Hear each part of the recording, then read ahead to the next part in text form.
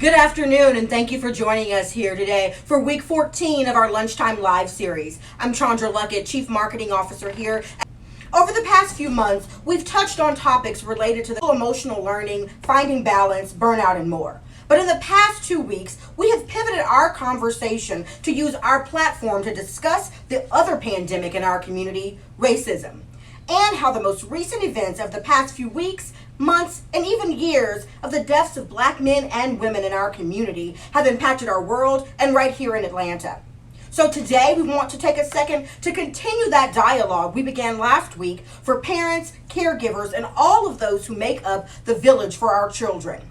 Today we're highlighting ways to talk to your children about racism. And while we know that this conversation won't end racism or solve the problems in our communities and world, we do believe that it's important not to stay silent on such an important topic. Today's panelists work with our community every day, and they're here to guide us along in this conversation. We ask that you leave your questions and your comments in the chat section below, and we'll be happy to answer those live throughout this afternoon. We do ask that you're also respectful in your dialogue with each other and with our panelists. I'm thrilled to introduce two of our speakers today. Friend to the show, Alfred Garner, who is the program manager of our NPU-V work, and Charlett Hodge, a school-based mental health therapist. Take it away. Hello, everyone. This is definitely a challenging time for everyone, but I think the benefit in challenge is it creates dialogue. It creates an opportunity to create a plan and to have some intentional conversations that sometimes may be uncomfortable, especially with our family and kids and our loved ones. So essentially today, what we want to do is just have a conversation about what that looks like, what it sounds like, and how can we get through these challenges as Black people, marginalized people, people of color, so that we can truly benefit from living in the United States of America. Absolutely. I think it's important to understand that the dialogue just doesn't happen amongst us as adults, Sure. but also engaging our children in the conversation, starting the conversation. I know it's hard for parents, especially Black parents, to do that because we are processing ourselves how we feel about it. We are processing ourselves how to respond to the images that we're seeing, to our own experiences. So I think that start the dialogue with our children. How do we support them through that dialogue? And how do we help them go on and go further within the context of that dialogue that we're having? Right. So, this is the most many kids. So it's a different ball game for me. Right. But one of the things that I know just in dialogue and conversation is I have to remove myself from what the other person is feeling, right? So we've had conversations around acknowledgement, validation. What does that look like for young people? What does that look like for someone, a Black child, be it male or female, and through all of this, have shaped them in a space to say, I'm not digging white people right now. I don't like them. Some choice words might be, I hate them. How do you have that conversation with a young person? Okay, so it's multi-layered. And the conversation, of course, is gonna look different for families that are Black and families that are white. Sure. So like you're saying, there are young children here whose experience have been negative. So their takeaway is that all white people are bad because their experiences and encounters have been such, right? And also on the other side of that is that for white children, we have to validate their experiences, whatever that may be. Sure. When I say validate, that means that as a parent to 3 children, ages 11, 13, and 19, understanding that as a mom, my experience is different from my children. Right. And being able to validate for them their experience and their feelings. because you cannot argue somebody else's experiences, Sure. right? So I think when we start having that conversation as parents, and we're open to receive what our children are saying, and we're asking questions of, well, what has been your experience with people who don't look like you? Has that been a good experience? Sure. Has that been a bad experience, or have you had a combination of both? And I think it's important for us to hear and listen to the experiences that our children are having, because oftentimes as parents we may not know simply because we haven't asked the question. Right. Right. So that puts us in the space too from what we're seeing. You know, I was having a conversation with one of my best friends, and I was like, for a very long time, we were law enforcement from the city of Atlanta deals with the community. Mm-hmm.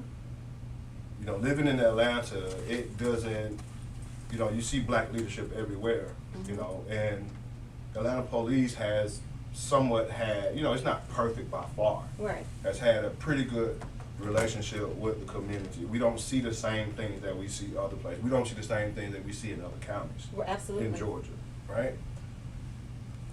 So growing up, you know, you had your officer friendlies and things of that nature, and painted a very good picture of what a good police should look like, sound like, you know, all of those things.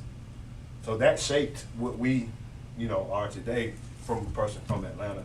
Right. Looking at, you know, my dad retired from Atlanta police, so many different things are going on in my head. And we have very candid conversations all the time about what that looks like. So the way my perception was shaped growing up versus what young people are seeing now, that has to be challenging. Absolutely, it's challenging. And as parents, the lesson that's most important for us to teach is, right now what you're seeing is all the bad. You are seeing absolutely positively a lot of bad. You are hearing a lot of bad. Right. What you're focused on and what society is currently focused on is all of the bad. But within that bad, there's still a lot of good. There are still officers who do really good. I think it's important for us to expose our children to that, because if all they're seeing is all the bad, then in their young minds, undeveloped brains, they're going to think that and make the generalization that all cops are bad, that no cops mean us any good. So the lessons in that is to sit in those teachable moments and have those important conversations.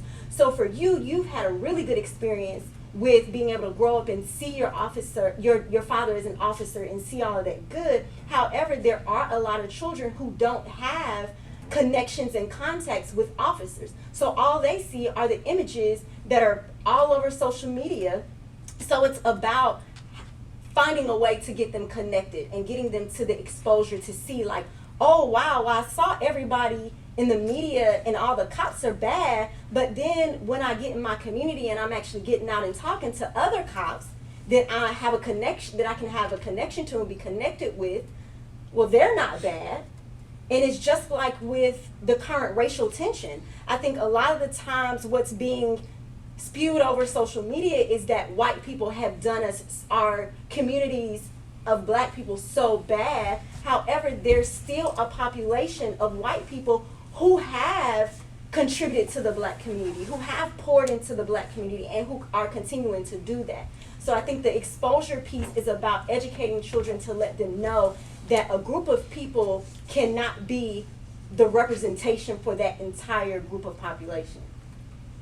So acknowledgement, validation, and Exposure. Exposure is what we are looking at in having conversations and attempting to model the behavior somewhat for our young people, children, little cousins.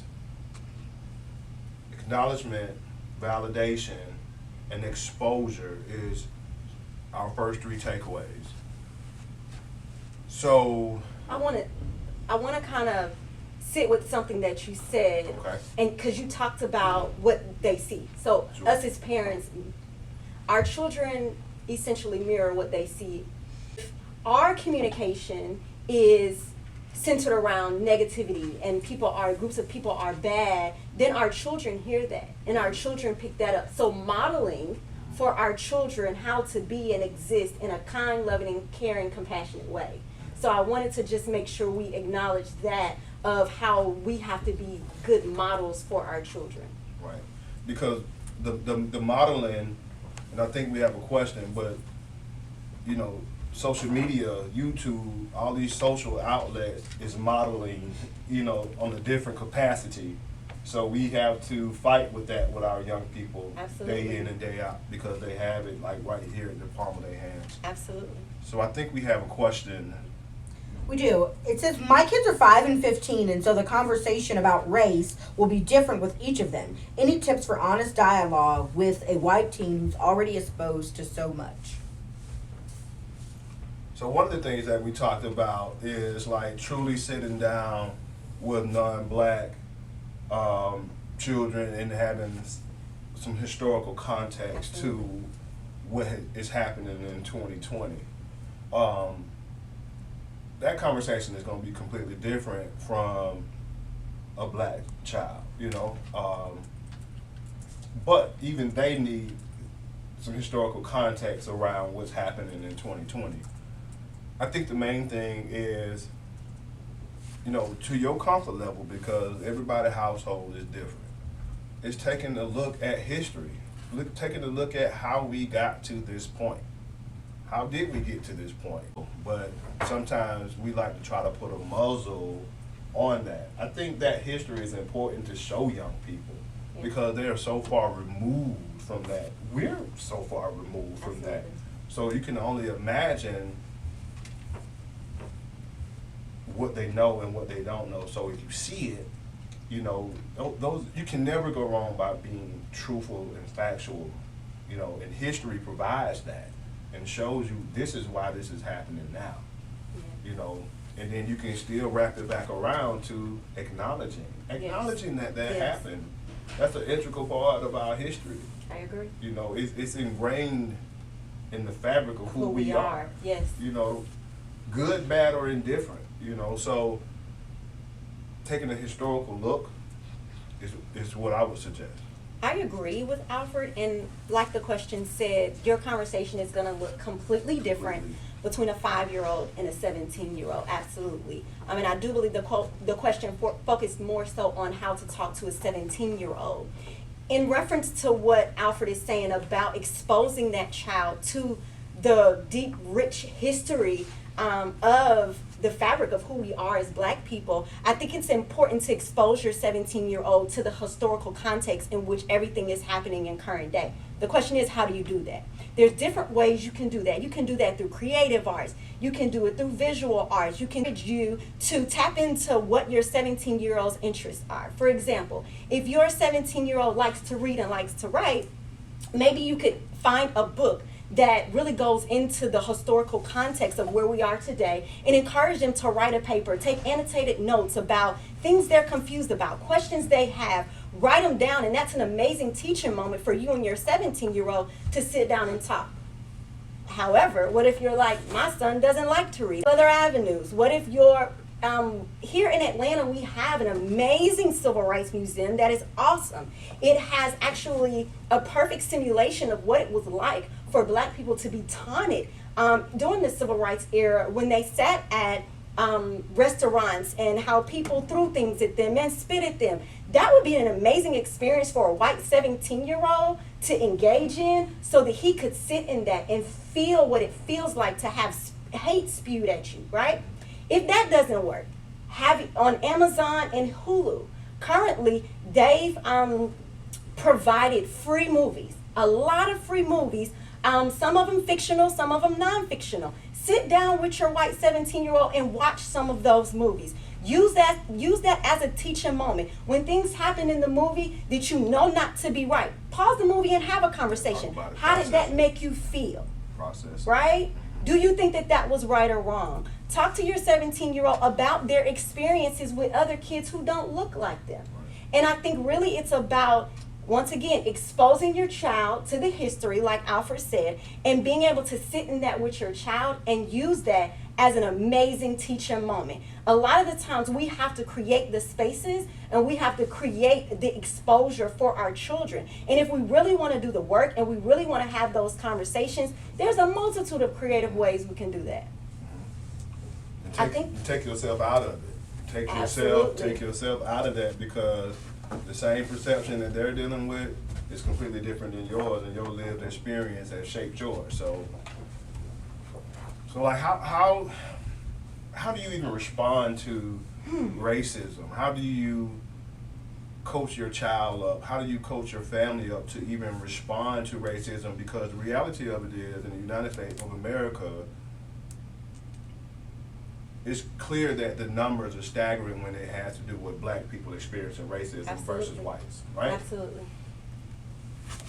So if you are a non-black, how do you engage with somebody that's experienced racism? You know, how do you teach your child to engage with somebody that's experienced racism in school? So we talk about microaggression. Absolutely. You know, we talk about that and what that looks like and how it feels, you know, when you're at school or when you're at work even. But, you know, just for kids, they do it and probably don't even realize they're doing it. Absolutely. Current day, there's been a lot of discussion and encouragement for non-black people, white people, to call a thing a thing. So when I hear it, am I going to be silent or am I going to say something? So for white parents, it's about sitting down, and once again, I do want to identify the importance of acknowledging that a conversation that you're going to have with a 5-year-old is going to be different from a conversation that you're going to have with an 11-year-old. And even in an 11-year-old, conversation is going to be different from a 16-year-old and 19-year-old. So I do want to acknowledge that the conversations will look different and needs to tailor to the maturity of the child. When it comes to racism, being a white kid being in the midst of a racist moment, the question as a parent is, first of all, you have to acknowledge how you deal with it as an adult, right? So are you silent? Secondly, how would you encourage your child to deal with it? Because at 5, in pre-K or kindergarten, and your 5-year-old knows something that's not right, I would encourage a 5-year-old to talk to a teacher. Nothing is done, I encourage that 5-year-old to go home and talk to mom. Sure. Then mom should have a problem and take it to the school. And then it should be taken to higher levels. We have to advocate for our children and teach them how to advocate for themselves. Children have a voice, and children have the ability to be empowered to take a stance amongst racism. If we're teaching our child that and we're empowering them to do that and to use their voice, they'll do that, Alfred. But if we're not taking moments to teach our children to do that, they're not going to know that having a voice of choice and empowerment even exists, right? Now, when you get to middle school and you get to high school, how you may teach your child to respond to racism may look different. Because in middle school and high school, kids are trying to find their voice. They're trying to figure out who they are, how they fit in systems within their school, how they fit in systems with outside of school. So do you encourage your child to sit at a lunchroom table and you hear a racist remark is being made? Do you encourage your child to sit there to continue to be accepted by a group? Or do you encourage your child to say, you know what, that's not cool. Like, that's not okay. That's not right. What do you teach your child? But once again, you have to stand strong and be firm in your own core values and beliefs. Right. Because if that's not something you would do, how can you teach and encourage your child to do it? So we also talk about modeling again, talking about being actively engaged in the change you want to see. We talking about also engaging in civic duties, Absolutely. community meetings, and taking your children with you. Oh, absolutely. And let them be a part of that process. Yes. Talk about protesting peacefully, take your child with you, let them be a Model part that. of that process so that they can feel that energy, because it's an energy unlike no other, right? Absolutely. And being part of that process and showing them how to do it the correct way, how to be intentional about what you marching for, what you walking for, and what you're advocating for, right? And I think that's a piece that we have to do more in our community, in the Black community, is engage in that civic process more. You know, I agree. because on the local level, we have a whole lot of control over that. You know, even we looking at today, we're looking at, you know, we have runoffs on the county DAs coming up. Historically, we haven't gone back out to engage in that process when there's a runoff. This is the time where you have to model that behavior and show young people the importance of that. I agree. You know, so you can deal with racism on a political level, but you also can deal with it on a community level and be actively engaged in the process that you want to see change, right? Absolutely. We have a question, and Yes. I just want to allow you guys to understand we keep saying the word modeling. Yeah. So this is a more of a statement, but I think it's something you all would want to discuss. It's from Susan on Facebook, and it says, we need to change the way we teach our children about racism in public schools. We need to have real conversations. Yes. What do you think that would look like? Susan, thank you so much, because this is something that I am strongly standing on. Just in the more recent weeks, I've been trying to read research-based articles to figure out that question. How does that look with incorporating racism, with incorporating race and culture into curriculums? So in my journey of trying to figure this answer out, what I have come to understand is there are actually academic institutions and settings that are doing just that. And I wasn't aware, I didn't know, but it can be done. However, the powers that be have to want it to be done. Sure.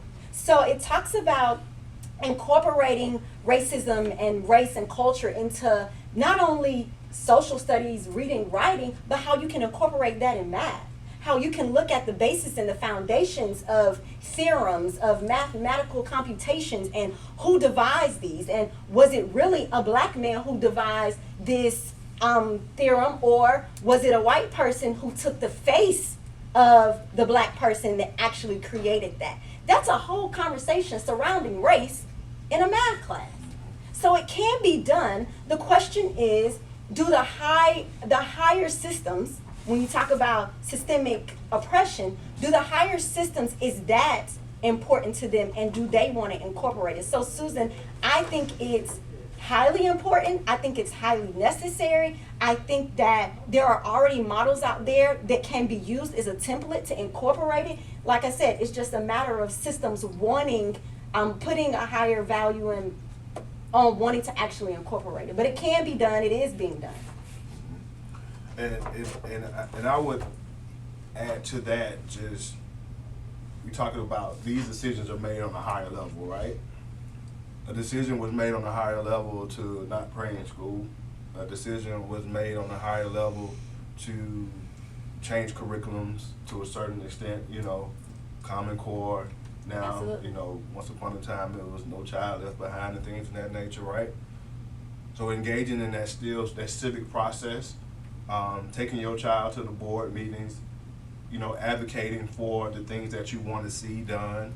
So when you talk about having district representation in your cluster of schools, actively engaging in that process and allowing your child to be a part of that process too, because they can go to the meetings and grab the mic just as well. And Absolutely. I think it's so much value in hearing that from students, you know, letting, you know, the people that make decisions, the superintendents, the district rep, the cluster reps, this is how I feel, this is what I want to see done in the school that I go to, and I guarantee you some change will occur. And Yes. if not, then you know who needs to be representing. Yes. You So know. so ultimately, Susan, what I want to say is what Alfred just said. If that's something that's really important to you, that's a change that you want to see, you get your children, y'all sit down together, write a letter together, submit it to the board together, go to these meetings together with your children and advocate for that to be implemented. So Susan, that was an amazing question, and thanks for asking Absolutely. that. And I think we have another question as well. We do. This one says, I've read that racism affects our kids' mental health. What do you all think? Is this something that will impact them long term? Absolutely. It's trauma. It's trauma. You know, it's trauma. It's compound trauma. It keeps happening. You keep seeing it. You keep hearing it. You know, your brain is going to be in a space where it never calms down, in a sense. You know, we talk about that in the work that we do in responding to trauma, responding just like gun violence. We respond to gun violence and NPU-V the same way, and it's almost like people get numb to it to a fault almost because they experience it so much. We don't want to normalize that behavior. We don't want to normalize racism. So, and I think that's what has happened over the years. It's become normal, and people don't want to talk about it almost, you know. It's like you're almost aggressive for wanting to have a conversation about racism, you know. So I think it definitely affects kids, and more importantly, because it's shaping how they view the world. Absolutely.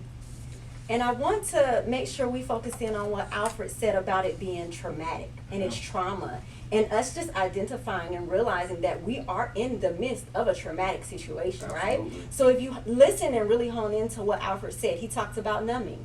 That's a symptom of PTSD. He talked about hypervigilance. That is a symptom of PTSD.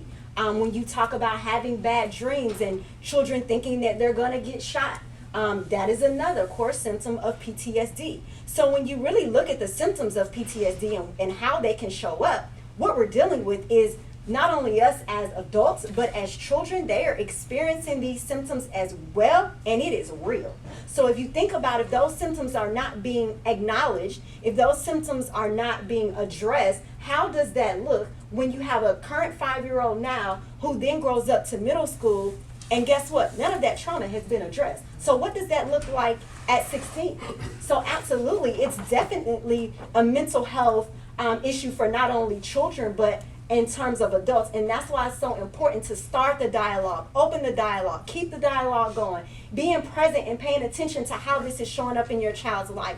Is their sleep being interrupted? Are their eating patterns being reduced? Are they withdrawing from activities and behaviors and engagement in ways that they haven't before? How is their language? How's their communication? These are the things as parents we want to be very, very mindful of to see the severity in which your children's behaviors are being impacted because of what we're all going through, which is trauma. And let's be clear, to add to the trauma, you know, we still in COVID, you know, we still in a pandemic, right? So now we're in a pandemic, and now we have social issues that are happening on top of that. So now we've been in the house for 90 days. Kids have been in the house for 90 days. They've had to muscle through this last semester. Their parents have had to muscle through this last semester with them. And now we have social issues that's happening. So it's chronic, it's perpetual in a sense. So we haven't even had time to deal with the fact that we're in a pandemic, and now we are having protests, we're having looting, we're having law enforcement, you know, shootings and things of that nature. And it's just back to back to back to back. So imagine how we have to treat our young people at. This is a very, very important time for us to be able to address what they are experiencing, because this, you know, it's been a common thing. This is shaping who they are as people, and it's going to shape their mind and how they interact with others moving forward. Okay. I think we have one last question, maybe? One question? Sure, yes. And this one comes from a parent who says, I often see white parents on social media talk about that they don't see color and they teach their children not to see color. Can you talk about why that's a problematic statement, and how can I, as a black woman, tell my white friends they're in the wrong? I think the important piece is to come from a place of non-judgment, right? So they say these things because in their mind, if I teach my child not to see color, they won't discriminate, right? But in essence, what you're teaching your child is to not see me as a black woman, or to not see my child as a black woman, is to not acknowledge that their experience is different, right? So I think it's important when you hear a person that is not black say, well, I teach my children not to see color, I think to say, you know what, I understand why you do that. And I think the reason why you do that is amazing. However, I would like to talk to you about why it's important for you to see color, and why it's important for you to teach your children to see color, because to see color means that you see and understand my experience, which is totally different from yours. Y'all saw that? Acknowledge. She see how she acknowledged, she validated, right? And then she also provided an explanation and also provided her viewpoint as well. And I think that's ultimately how dialogue goes. I might not necessarily agree with what you're saying, but you know, and this doesn't happen overnight, y'all. Like, I'm just learning how to acknowledge and validate feelings, but that's what has to happen in a conversation so that people can walk away being heard, being understood, and they feel good about expressing it, you know. Yeah. And I think sometimes it's easy to not see color when you don't have to deal with color. That part. You know? That when you part. don't have to deal with color, when you don't have to worry about where your child is going to live. We talk about housing, what they're going to eat, okay? Whether it's they living in a violent circumstance, gun violence in the community. These are some of the things that people of color have to deal with. And I'm not saying that non-black people don't deal with it, but again, we deal with it at a higher rate. Yeah. So there's been some common themes around what we've been talking about today. I think we want to just kind of go through and kind of recap so that we can have some takeaways, in a sense, to leave you all with. Acknowledgement, you know, we've said that. Validation, education, exposure, right? Am I missing? Modeling Taking behavior. your kids, engaging your kids. If Engaging. you're going to write a letter, have your child write the letter with you. Right.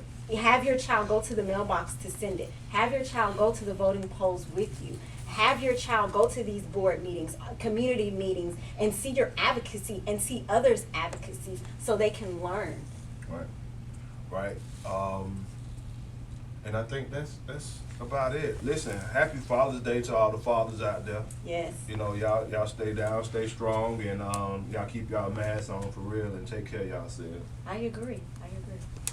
So thank you so much to Alfred and Charlett for being a part of this conversation today. To our Facebook community, we apologize for the audio issues off the top of the conversation, but we hope this extended dialogue was able to be helpful for you. As we think about the next few weeks, as our Facebook and Instagram and now YouTube live series continues, let us know what you want to hear from us. Do you want to hear more of the discussion about racism? Because we all know the conversation could continue. Do you want to talk about other issues surrounding schools or counseling or mental health? We are here to provide a resource. And as both of our panelists mentioned today, Chris 180 is a trauma-informed organization. And if you feel like you need to talk to someone about what you're dealing with, what your life has been like, what the struggles you are facing look like, please reach out to us. Go to our website at chris180.org and you can make an appointment to speak with many of our licensed therapists. Thank you so much for joining us. We look forward to being a part of your lives and the conversation for the weeks and years to come. Thank you.